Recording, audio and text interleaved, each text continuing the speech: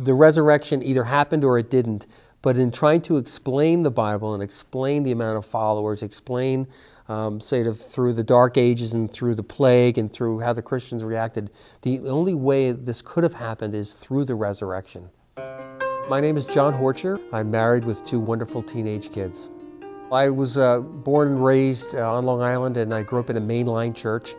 And in that mainline church, there was a lot of work with a book called Good News for Modern Man.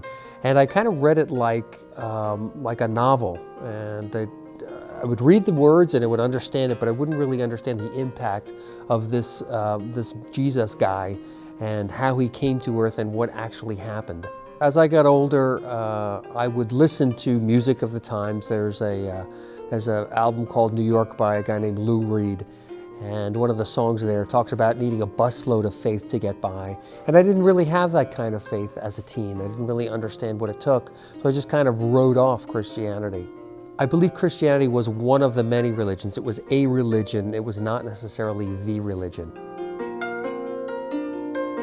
What happened next was I went to explore different belief systems. I saw Carl Sagan speak up at Cornell, and I thought that was a really cool experience, really understanding sort of the cosmological approach to life. I had also moved to Japan and lived in Japan for a year and dabbled in Buddhism. So again, I really sort of looked at all of the world and all of its belief systems and saw on a very superficial level how they could actually fit together.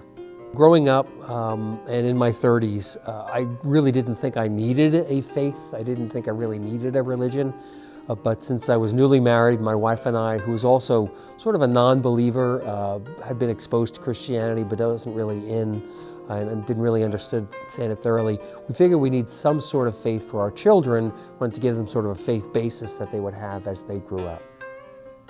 The moment of really understanding what Jesus was and was about really had to do with sitting in a home fellowship group, really working through the Bible with other folks, trying to understand where my objections were and what would be knowable and what would not be knowable in the story of Christ. Understanding the disciples and what they went through, historical fiction, that genre, had not been around during that period of time. So either things were written sort of like fairy tales, like the Greek gods, or they were written historically. This is almost written like a court case where there's evidence presented, and constantly the writers of the Gospels refer back to speak to person X or person Y about what happened if you really want to understand it. If people were making this story up, they wouldn't put that kind of historical evidence in there. And then again, at the end of the story, the apostles actually die for this story. Why would somebody die for a story if it weren't actually true? It's not something that people typically do. To me, feeling the power of Jesus is an amazing thing. I never knew that kind of power could be out there. I never knew that kind of power could be in me.